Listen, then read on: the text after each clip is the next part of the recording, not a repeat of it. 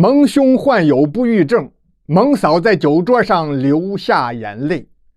秀吉老弟，有个事儿你大哥不好意思讲，嫂子我以酒盖脸，就跟你说说吧。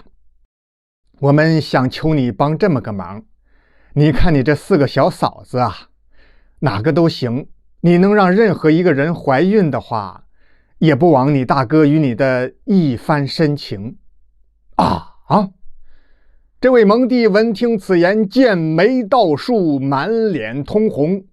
大嫂，真是岂有此理！你们把小弟我当成什么人了？兄嫂对我有恩，我岂能恩将仇报，做那种有悖人伦之事？说着话，一拍大腿，挺身站起来就要出屋。等一下！蒙兄姓多名寿，字无归，伸手拉住了蒙弟文武全的衣襟。秀吉，你不愿意帮忙也不要紧，就当你嫂子刚才这话没说。过几天就要进京赶考了，你嫂子已经替你准备好了盘缠以及所有的应用之物，来陪哥哥喝几杯，今晚咱兄弟俩一醉方休。这位蒙弟姓文名武全，字秀吉，是个举人。3年前家乡遭受了地震，妻子儿子全部丧生，家宅变成了一片瓦砾。文武全逃难来到此地，以卖字为生，遇上了本地富商多寿多无归，二人一见如故，结为异姓兄弟。从此文武全就住进了多寿的家里。多寿单给这位蒙弟腾出来一个院子，管吃管穿，让文武全只管安心读书。时间一晃，3年过去了，文武全马上就要进京赶考。万万没有想到，蒙兄多寿与嫂子宋氏夫人竟然提出所谓借种生子的荒唐要求，所以他才反应比较激烈。现在看大哥既然把话收了回去，他也不好再说别的，就重新坐下来陪着哥哥喝酒。文武全哪里能想到，明说不行，他这对兄嫂还有暗计。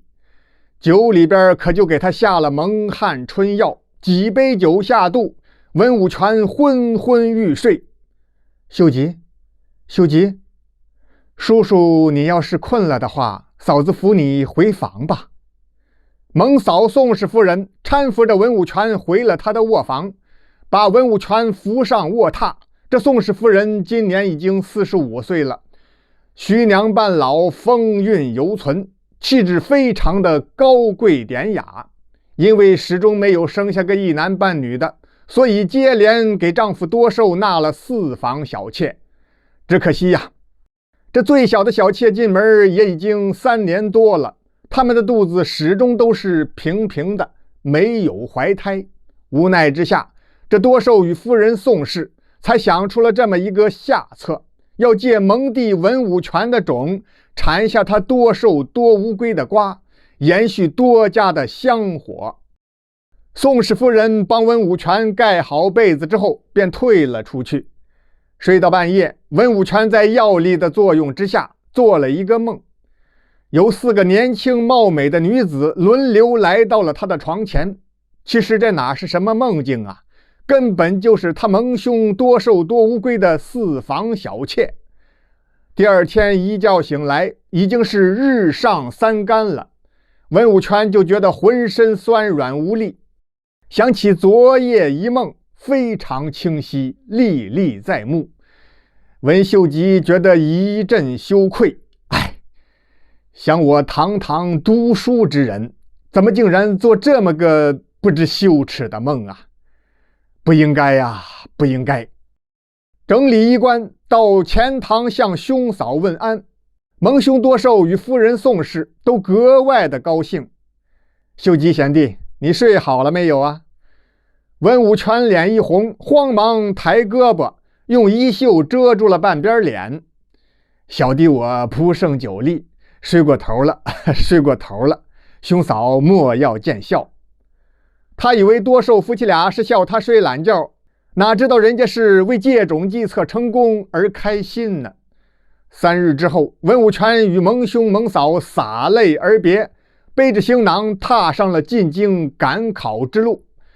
这一日中午时分，文武全来到了一座山前，他浑身是汗，口渴难耐，伸手从背后取下了水葫芦，想喝几口解解渴。只剩下一小口水了，环顾四周也没有什么山泉小溪之类的。正这么个功夫，忽然就听到山头上自上而下，由远而近，传来了清脆的马蹄之声。很快，一队人马有20几个人就来到了面前。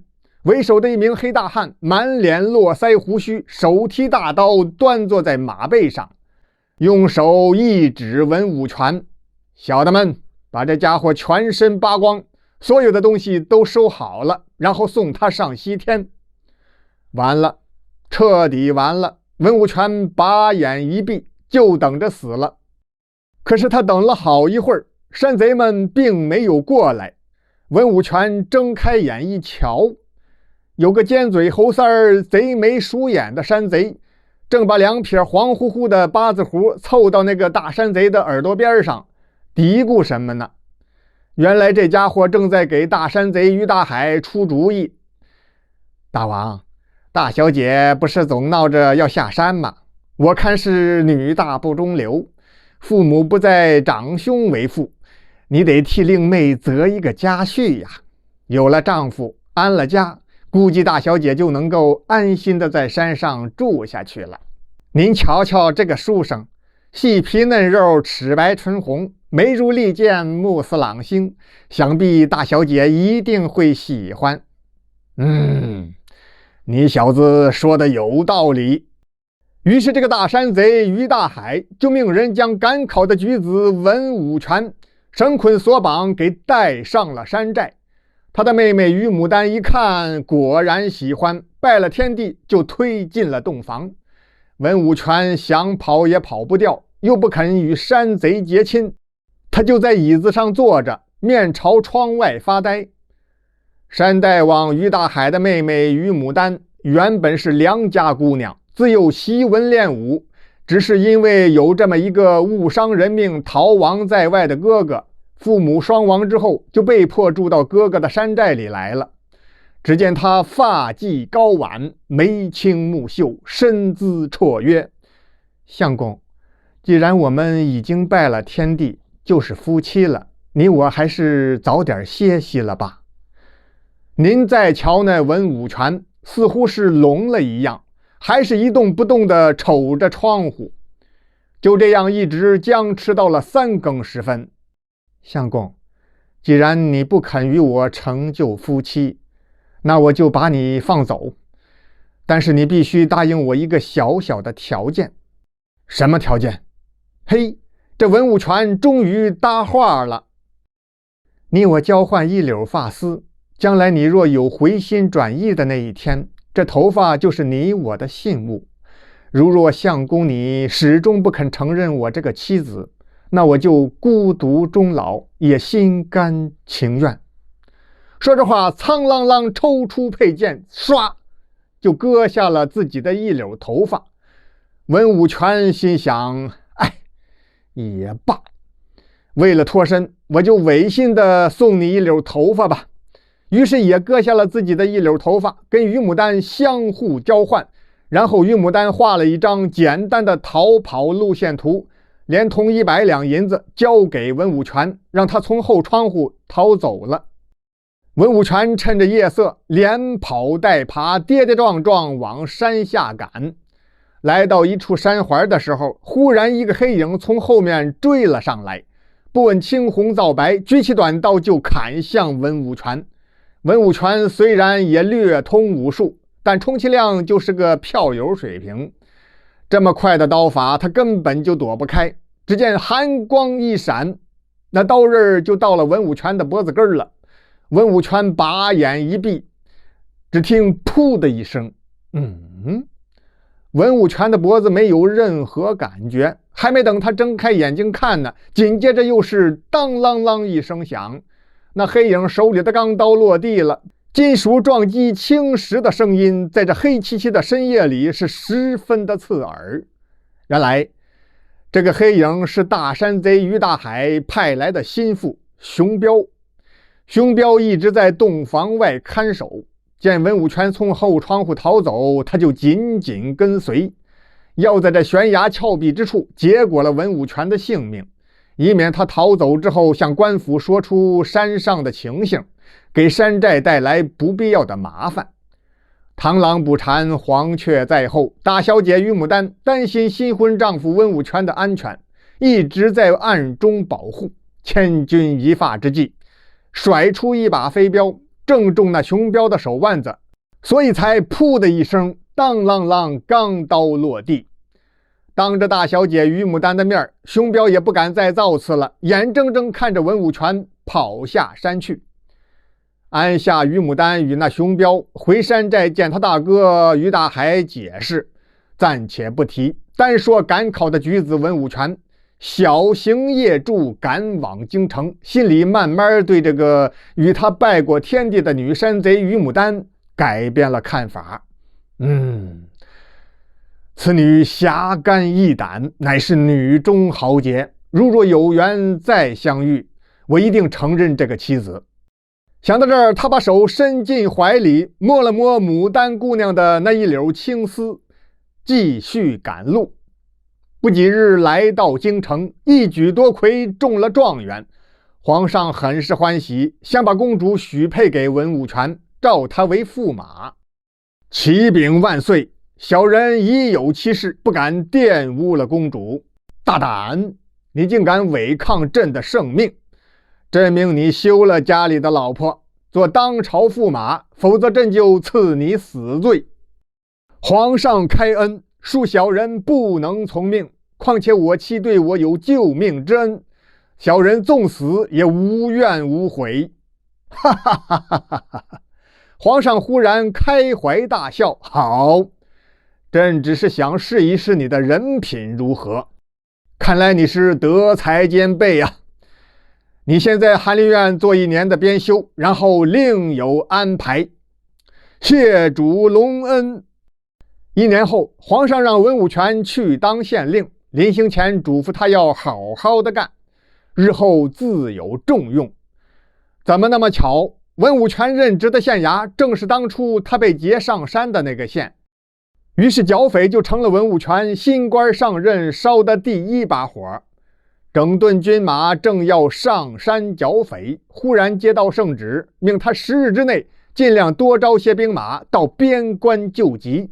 文武全灵机一动，给大山贼于大海写了一封诏安信，劝通于大海带领众山贼归顺了朝廷，与他一同带兵赶赴前线。半年之后，打败了侵犯边境的敌国军队，得胜还朝。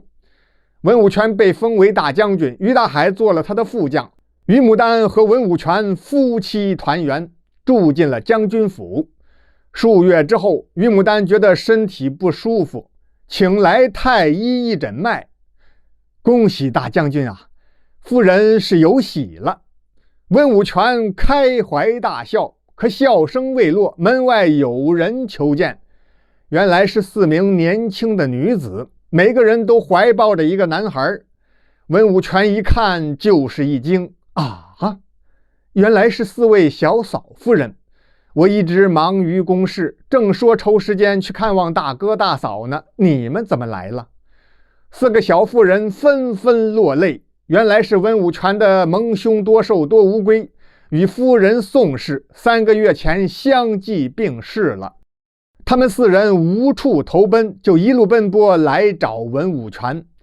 文大人，我们怀里抱着的孩子都是你的亲骨肉啊，是这么回事儿。他们就把当初利用药酒借种生子的事情和盘交代了。文武全闻听是又惊又恨，大哥大嫂，你们害我不浅呐。妻子于牡丹在一旁听得清清楚楚，相公，你也不要责怪蒙兄蒙嫂了，既然事到如今，咱们还是应该把他们4人留下，毕竟是你孩子的母亲们呐。说着话，抚摸了一下自己的肚子。我儿也是好福气，生来就有4位大哥哥。于是文武全在妻子于牡丹的安排之下，纳了这4房小夫人，从此一家人是其乐融融。